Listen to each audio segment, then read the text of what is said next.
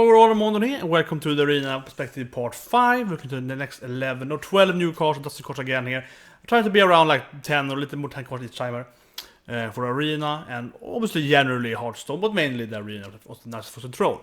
So first of all, we have this Gnomeferatu. And actually this is a really good card. This card is actually really good, and I'm surprised to see the business actually is going with this card, because they've said before several times, and I remember when I know a lot of people there and so on. They were like, no, you're never gonna have this card effects. They refused to have the earlier, right?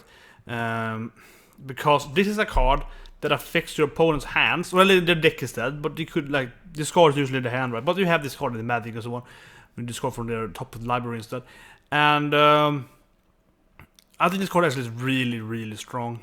Necessarily won't see much play right now and so on, but the potential for this card is insane. The RNG of this card is very.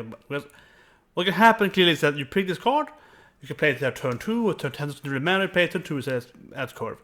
You hit the legendary combo card. You hit the Archmage if they play like a Time Warp Mage. And suddenly, their deck can't win anymore. And yes, that's like 1 in 25 type of thing, but it can still happen. That's like milling the opponent's deck can be really strong. And so I played a lot of mill. I tried to go legendary mills a few times. And like mill rogue mill, for example, which I prefer to play, is really good against Freeze Mage. You pretty much can't lose the game usually because you can. You just have some heal and so on, but generally, you mill your hand so much, or you mill their top by draw so much that you're removing their combo cards, right? It's actually quite easy to win that. So, and also, of course, Ice Block we kill them anyway. So, this card has great potential, in my opinion. And I'm shocked to see this card actually, because it does. This card always affects their deck, right? Mill can do it as well, but it's much harder to do. This is like straight away you can just move one card, and it can be such a huge thing if you hit the combo card. In Arena then, a 2-3 for 2 means playable. They're very epics though. And the chance hitting something is really low. So in Arena I think it's even more RNG, but still the tension in Arena is they have a legendary, say a good legendary, like Ragnaros, for example, that's Sylvanas, and you hit her when you play this turn 2. That is a huge thing, so they couldn't draw the legendary, right? All legendary people have. So it can be big, but I think that is extremely lucky if it get off. But yeah, worst case there's a 2-3 for 2. There are a few other epics that are worse, so yeah, like why not? But I think mainly exactly can have a huge play. So anyway, next card here, Ice Walker. 1-3 stats, horrible for 2 mana. It's a 1 mana card. I think the ability is pretty 1 mana too. Honestly, this could be a 1 mana card, I feel. So basically, your mage hero power now freezes them. And we also know what the new Frost Lich Jaina does now. She hits them and then they spawn a water elemental. Which means that you don't even... Yeah, so even with... If you play Frost Lich Jaina, because it's ice, right? Even with her, you wouldn't play it anyway, because it's the elemental. But her ability is if you kill something, you summon a water elemental. So you wouldn't use this with her to like freeze something, because you want to kill it anyway, right? So get water elemental. So doesn't even combo with like the ice Jaina, this ice walker card, which I find strange. But yeah, as an elemental, I guess you can heal for 1 life per turn. Really bad. Now, so generally doesn't feel strong enough. Freezing is pretty strong in the arena sometimes though, where I think the shaman could be good. But this isn't that strong. It's just kind of whatever. But maybe some kind of strong control mage deck could be good. You coin this thing, you keep freezing the minions. If you can kill them, that's a potential. But in the arena, you're gonna get overrun at least. So in the arena, it's gonna be really bad. In my constructed, maybe it's a weird mage deck. But okay, then we have this card, Valkyrie Soulclaimer. I did the map in this card, just generally. It's a pretty good card. You're gonna have, I would say at least in arena, you will get a 2-2. Pretty much almost always. It's really hard in the arena to do it 4 damage in 1 attack, right? It has to survive, but it's not that easy to getting off that 4 compared to, for example, Social Defender, which is a really great card in arena because you always get legendary for parallel and so on. But even use that as 1-4 for any class, it's kind of hard to remove it in 1 attack, you taunt. So yeah, this card, it should be at least like a play 3 mana card, pay 3 mana, get a 1-4 and a 2-2, so 1-3 and a 2-2 or something in those lines. Will you get more than that though? Probably not. You probably won't get more than 1-2-2, and that is not that good. I think it's comparable to the Resifan Hunter. She's a 2-3, you get a 1-1. But her ability gets right away, but she's stronger instead, right? She gives you a 3-4 stat, it's divided. This gives you a little more stats, but it's delayed. Again though, the warrior death knight is for sure gonna be enraged or something. You can play with your new enraged card, play the turn 1, then you coin her out, you put a 1 automatically, get a 2-2. That is probably pretty good. But I don't know, even that is kind of mediocre, but you probably will at least get 1-2-2, so that's something. Then we have this card, which I think actually should be really good in the arena. Sitched Tracker. Everyone's running that is a 3 mana cost as a Bear Shark, and I agree with that. There's a lot of 3 mana slots for Hunter with that thing. Both this card, classic item companion, kill command, or skill command, but it is in arena. This is a good card because any card in arena that gives you more cards are pretty good, right? +1 cards, or you want to have card value primarily. You want to survive, and you get to the mid-late game and get some kind of tempo there. This is a card that just gives you another card. It's very, very comparable to the Cabal card, right? She's also 2-2 for 3 mana, and then you also discover something. And she's a really good card in the arena. Not a fantastic card, but it's a good card. You always get something good there. This is a little worse because you minions of spells. It's better getting like a chance to get a good spell with her, I would say. But at the same time, this is controlled, so you people know what you're gonna get, especially at late game. But yeah, it should be pretty good card in the arena. You should get 1 more card out. So Sitched Tracker is pretty good to me. In Constructed, I don't know. If you have very few minions, it's actually a pretty cool card. It's a kind of weird combo hunter thing. If you have very few minions, for example, playing the kind of secret hunter, you play the 5-4 professor, and the poison, push it, and you play this card turn 3, you have a lot of secret. The chance of getting him is really high because you can say 3 cards. And so you only have 10 minions, right? So get him in really high, play him turn 4, play secret. Might be something there. Some kind of late game hunter with the rest of the thing. Probably. I say more the secret hunter thing is better with. You get the 5-4 out of the way there. Play the next turn. Then we have Mindbreaker. I think this card is really awesome. It's actually going to be really, really good in arena. And generally an interesting card as well. So it's also kind of Forsaken guy. 2-5 per 3 mana. That's pretty good stats actually. In arena at least. Yeah, there's very few cards having 2-5. And you play that the Druid of the Flame was actually pretty played right in arena. That's a pretty good card in arena. Of course, she can become a 5-2. I think it's female. And she can become a 5-2 as well. But this hero, disable thing is really good. I think there are going to be situations where you're going to play this card out and they can't, steady shot you. That's going to be huge because of hunters. The mage can finish your minions. Same for druid and rope, especially for mage. That can be huge. It's much better than the other thing. We had a 4-3. I can't remember his name, but he was like, your hero power costs 5 more next turn. He was decent in the arena, but this card is way better because it keeps it, right? Also, one thing that makes it really strong is that generally, I think people say, oh, it's good against mage shaman, but I think it's best mainly against shaman and paladin. You play this against the paladin or shaman card, or I mean, they don't have a card. You play this guy out, they can be like, because they really want to use, okay, I can't do anything turn 2 or turn 3, but I can get my totem out, I can run a totem out, and especially if they have Volcano and Shaman, and just kind of try to use totem out, just leave it and play the Volcano, which is very common. I use basically all the time. This is a really good card here, right? You can play this out, if you coin it turn 2, and they had like, let's say they totem turn 2, you coin this turn 2 yourself as an answer. That to me sounds really good because they might not have a 3-drop, they don't have a 2-drop because they didn't play it. So they really want to use another totem, right? And you can't do that. Actually, it's pretty big. So you just block that right away from them, and they lose a complete turn. Of course, you say for every class, but if you look up mage that turn, it's kind of like, she couldn't hurt your 2-5 to 2-4. Doesn't matter that much. Rogue can matter, can set up her weapon. Yeah, it does make the rogue harder to play with the poison dagger and so, but I don't think that's a big deal. Venomous is probably bigger though. But generally, I think it's a great card in arena. The stats are good. It's hard to kill it too. It's 5 health. And it can really block out. And I think it also feels safe from Hunter a few times, as I mentioned earlier, with the 200. In Constructed, I don't know really. It's an interesting card. Mainly because the Death Knights do have better hero powers, right? I know you can't use them against this card. Actually, this could be a really, really good tech card if they are, like, let's say the Hunter make a beast. It's a big thing. Everyone's playing it. Play this guy. They can't just make a beast. So, I think generally that could be, this could be a really good meta card. But primarily I think it's a good arena card. And then we have this card, Phantom Freebooter. I think it was shown today. It's Yeah, I don't know. It's like it's a little expensive. Most pirate cards are cheaper. It's a pirate herself, of course. She do get the pirate bonus. So basically, she gets the stats on what the weapon has. So her life is pretty low. Her attack power is high though. You know, like 3-1 or something like that. Yeah, in arena, I don't know. It's like obviously you have to play a weapon deck. So warrior, rogue is actually, yeah, for a rogue, it's actually pretty decent. Actually, you can probably get it out for a rogue easily at least. There's just a 4-4.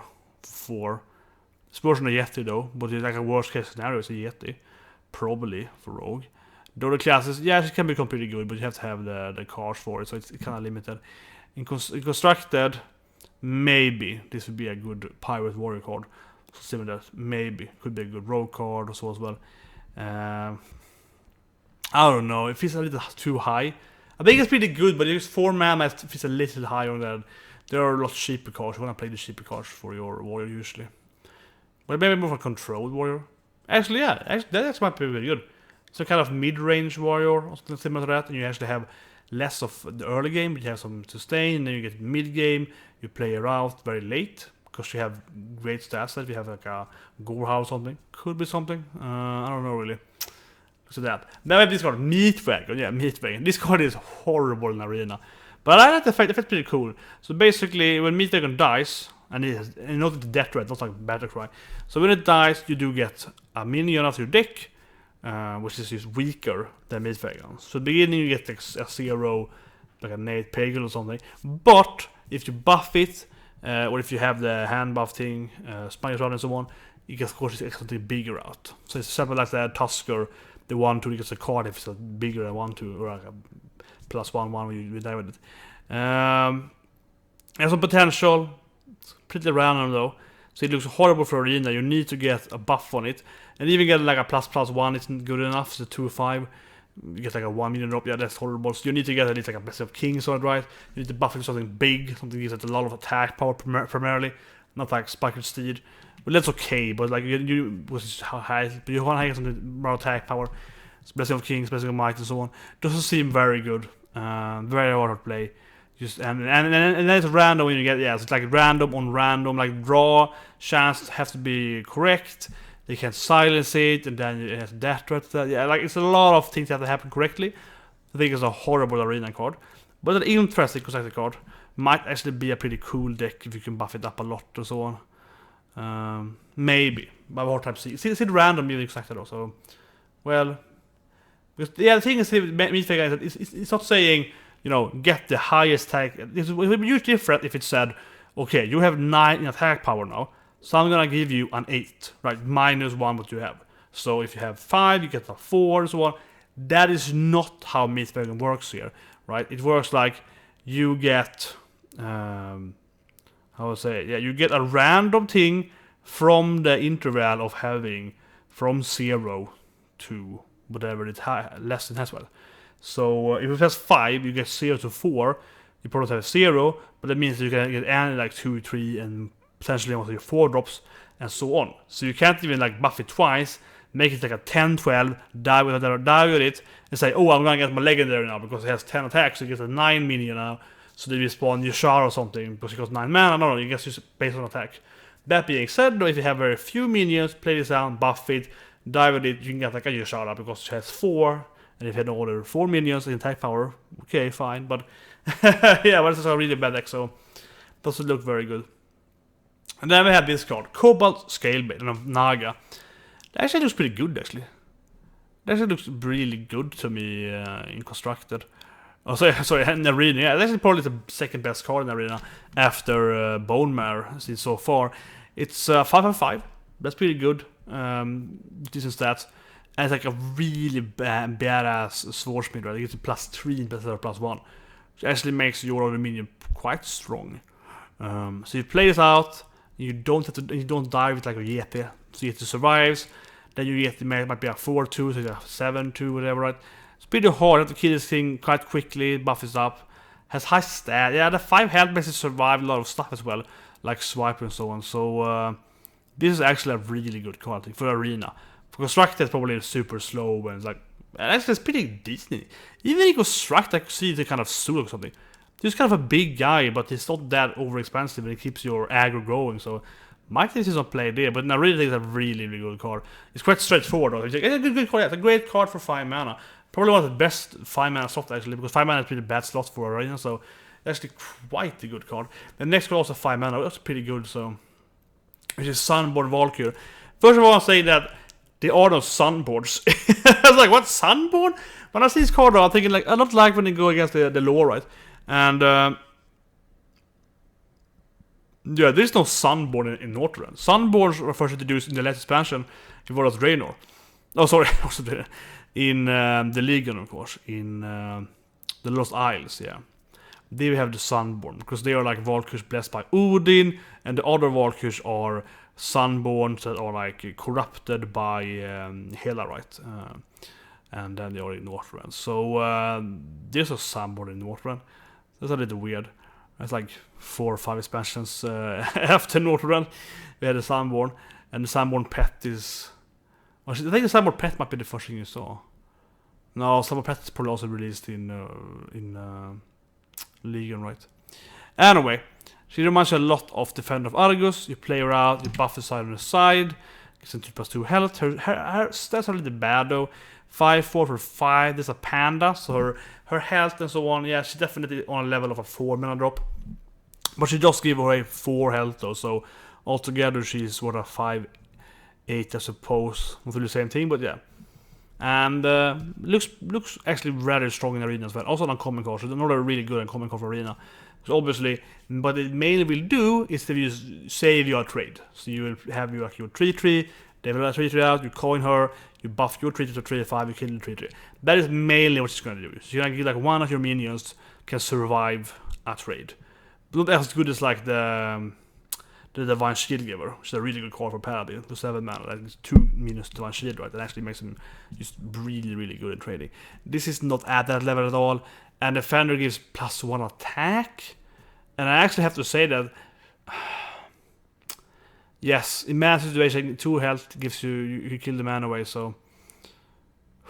it's hard to say, actually. In most situations, 2 health is probably a little better in Arena. So they can trade and survive with like 1 health. But sometimes, of course, not getting that +1 attack is gonna make you not be able to trade at all, and they can't actually kill them. So even in some situations, I would say Defender Ice is better. However, her stats are way better though. So 5-4 and a 2-3 for 1 more mana. In very comparable cards, her stats is way higher. She's getting a lot of stats for that 1 mana. So she probably is a little better than Defender Ice, or about the same. Yeah, it's hard to say. I think she is better in more any situation, but she also are worse. That +1 can really, really trade you up, so it's hard to say. But it's about the same level, I suppose, because the stats are way better priced, so should be around the same power than Argus. I think it's very free to say, for comparison. Then we have this card, Embrace Darkness. It's like a really bad card. People hate on this card, and I feel that, yeah, I always hate with corruption. Corruption always leads to then just trading, into your minions. But if you're actually in Arena, you laugh at them. It's very, very hard to get the value of corruption in Arena. It's extremely hard, actually, because what happens is that you have to just have an empty board to have your city, right? And they will obviously trade into you, or I will also do that. You can, of course, purify it, you can pan that up and so on. Even that's pretty bad, they can lift it up next turn. But yeah, generally it's just... it's hard to get the value of this. I will say this, though. It's better than corruption in the sense that you're a priest, not a warlock. So if you face someone and you're corrupting them as a warlock, they hit you in the face for like 10 damage, you're almost dead. But if you're a priest, do something, and you don't have means out, and you sit there and wait, you heal yourself, and then they, can't trade it, you get it next turn, you can heal yourself again, so it's a priest you can at least get your life up. So, like, leaving, if you call this turn 5, have no means on the board, and next turn you can heal, so yeah, so you can actually get your life back up. That's the best class for that, getting life as a priest. So it might actually be much more playable in corruption, just because you are a priest, versus a warlock would be the worst class for getting life. So without reading and so on, yeah. But even with reading, corruption is unplayable. That being said, though, it's just like it feels like a really, really huge risk. And they did one thing. You said yeah, like silence is pretty strong in arena. I mean, just generally those cards, like this card is actually a card that can be automatically beaten by playing a panda or something. And if it happens to you in arena, you lost the game pretty much. It is a card where you're gambling, like, okay, I'm not gonna play, because it is a huge investment, because you have to play this card and pretty much have no board rights. So you know they can hit you in the face for like all the minions. You take like 10 or plus damage or like that, turn 6. So you know that you're playing a lot of life points, and you're playing the rest of your tempo in your turn to get the biggest minion. And that's okay, but, I say again then, there's a huge investment you're doing all these things. So if they can pan it, if they can silence the minion, you have lost the game, because you not only the minion, you have to sacrifice your whole turn to play this right. Because you can't play like drop a 4 and Yeti as well. They just trade it bigger into Yeti, you get a much more, you get a damage minion, or the minion die. Like, that's not good. So Ems, of course, you get it right away, then you can trade away your Ems. Ems is a +1 card, it's a very good card in arena. This card isn't at all. And I think generally, if they can counter it, you have pretty much almost always lost a game. Pretty much certainly lost the game in arena. Extracted isn't better than them, because Extracted usually can play up. Yeah, Extracted, versus say it's better. I won't say if it's in the play, might be seeing some play, some weird decks. It's a kind of Dragon Potion, sit there, do nothing kind of deck. But generally it's like little Extracted can return by having the good reads and so on. In arena you can't, so yeah, if you don't get a card, even getting it there, if they can play around it, you're absolutely lost. You're absolutely out. So it's just this strong. And then we have Necrotic Geist, which I think is a pretty good card actually in arena. It feels pretty good. It's really high cost though. It's 6 mana. Those cards are similar like Ghoul or 3 mana. And all this Cultist 4 mana. You get a card. It's very similar to that. Yeah, instead of drawing a card, you get a 2/2 when your minions die, right? It feels pretty good. Like you play it out at turn 6 or higher, but let's say turn 6. And you trade, you do like 2 trades, you get 2 2/2s. And you have to kill it, like with your cultists, you have to kill it. Its stat is horrible though, but like the cultists, yeah. But it feels pretty good actually. It should get at least 1 or 2/2. I think you can pretty much certainly say in arena you will get a 2/2 out of this almost certainly every time. So it's a completely empty board. You can't be losing too much though, but yeah. And if you're a paladin, especially then, it should be a really good card. You play it out, you can set those tokens, right? It's pretty good. In Constructed though, I can't see it play it all. Constructed is bad, like yeah, it's bad card. You maybe some token druid, yeah, like okay, yeah, token druid, token legion, paladin, I don't know, something like that. Might see it play right, because you have a lot of small guys to trade up and then get a new board, I guess. But generally, that's pretty much the thing. A token druid, I think they could play this card. But yeah, in arena, especially for paladin, it actually seems pretty good. It's expensive though when you don't put on a hold it to hand much. And then we have, yeah, Archbishop Benedictus. Oh god, this card looks bad. I mean, this card looks really interesting. You get your whole deck. I like mill decks, I like fatigue decks, so you still can't beat, of course, like the Jade Druid, because you can't build them. So that's bad. That means the decks cannot ever win on mill, so I'm gonna have Jade Druid. I really hate Jade Druid, of course, it ruins the whole mill concept, so that's bad. They have it in the whole game, but yeah, you win the fatigue games against any order class, except the Jade Druid. And I don't know really, it's like a weird card. Yeah, you have to have enormously like late game control deck, which is late control deck, to make it work, and those aren't that common, right? So I don't think we see any play at all, to be honest. But yeah, it's a funny card. It's like Thought Steel X20, right? It's a funny card, but it's not like a very good card. I don't think we see any play at all, like a Serious X. It's too random. It's just it ruins your own decks. Your own combos are weird and so on. I mean, we're very surprised if you see it being played in any like serious decks. As long as Jade Druid exists. Yeah, Jade Druid is the card complete. I think that's the biggest thing. You can't mill, as I mentioned again. But say that again, you can't mill Jade Druid. So if this card ever be good, let's say it's good theoretically, you see more Jade Druids. It's a very good deck. You see more Jade Druids, and you cannot beat them. Or at least not with this thing. This does nothing with Jade Druid. You just get your Jade cards, and you can like tempo up Jade more than they can, so you wouldn't work for you. And in arena, of course, I didn't talk about that, but in arena you just get a bunch of random cards, right? It's just It's not that good. But they are priests though, and priests actually do get into fatigue a lot of times in arena. The best class to get into fatigue with. So, okay. That actually isn't that bad, I guess. You get some more cards, but yeah. You need a lot of card draw and so on. It seems pretty bad. You can play with the classic North Cleric healing kind of thing when you do like 4 cards per turn. Play this guy out, you can just draw all the hands. I guess something, I don't know. But long as Jadu is hit, it won't see any play, I think. So maybe like a year or so, Jadu are dead. Yeah, like. What's the last card? Okay. Includes the 5th party then of Arena Perspective. And I think that generally the cards that were really good were Nosferatu. I think is the biggest thing. A card actually ruins the deck easily. Even if it won't see any play, I think there's a big step for Blizzard to take that and introduce like a discard effect. We see on card games, like on the opponents. And yeah, the Naga. Then the 5/5 Naga, that's a great card for Arena. The other cards I think are kind of meh actually. They're not very interesting. Last are much funnier. Right? Last time I here were way funnier. Right? Let's look quickly again here. Last time were way funnier. Oh yeah, this guy too. Yeah, Mindbreaker. Mindbreaker is a great card too. I think this we see a lot of plays. A great card in Arena. I think it's a great card in Arena. But I think especially we see a lot of play in Sector as well. You can block out those new hero classes. Generally annoying card against a lot of like these decks that wanna play slow and just build up the totals or whatever, right? Ben is badass, blocks a lot of stuff, blocks the rogue weapon completely, blocks out some new leeching poison, but that still blocks it out, yeah. So a lot of potential there, a lot of potential this card. It's a meta, how much the new heroes will be in meta though, but I think this could be a great content for that. So anyway, see you guys next time and have a great day.